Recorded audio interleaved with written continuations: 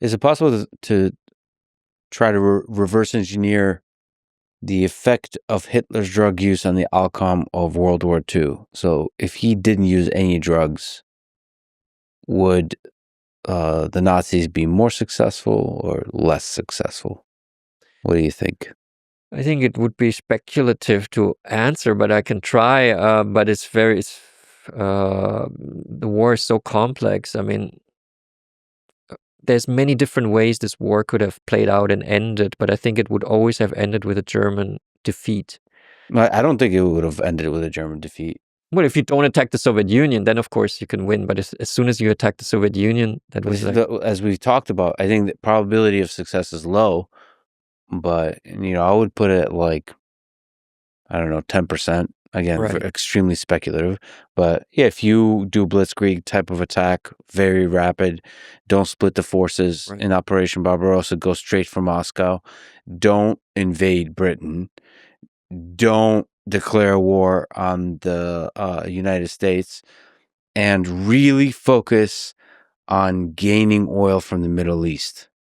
So maybe making the Africa campaign the central point in the very beginning, so that you have the resources that are essential for the industrial capacity of Germany that's required to keep manufacturing and keep fueling the planes, the tanks, the mechanized aspect of the army. So there's a lot of paths to this. I mean, but I think it's probably fair to say that reasonable, thoughtful, calculated, disciplined leader would not have done any of the things Hitler did even in the beginning. I mean, it requires insanity, it requires hatred, it requires ideological self-capture, where you tell yourself narratives that rapidly deviate from like ground truth, from first principles of things. Right. And you're an insane person. You're an insane dictator that's drunk on power, and it's impossible for you to make great military decisions at that point. Yeah, you would need like an impossible Hitler that is as crazy as he was, but still wouldn't make any irrational mistakes. So that doesn't exist. Hitler can only be imagined or understood as this in a way as the drugs. Hitler without drugs is unthinkable for me, and it doesn't. It makes it. He was the drug guy. You cannot separate this.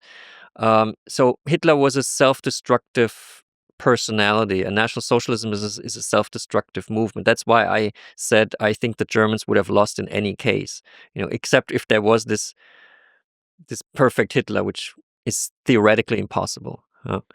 Theoretically impossible in the 20th century. I mean, you could think of Genghis Khan or Alexander the Great type characters that would really internalize the sense of, in the case of Hitler, that the German people are like, without the hatred, without the ideology, but with the murderous, with the ability to dehumanize the rest of the world and see as the German people as the superior, and so it's fair to do the Lebensraum and all of that kind of stuff. Right. It's hard to.